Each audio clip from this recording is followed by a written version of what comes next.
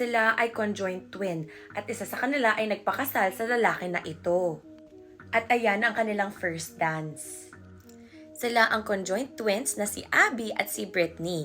Tapos si Abby ay nagpakasal sa lalaki na ito na si Josh. Dalawa ang kanilang ulo at iisa ang kanilang katawan.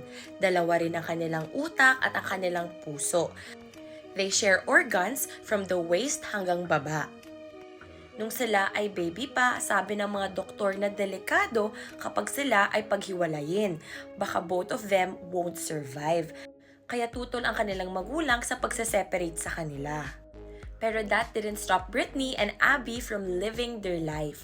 Sila ay nag-aral para maging teacher, kaya ngayon teacher sila, at si Abby ay nagpakasal.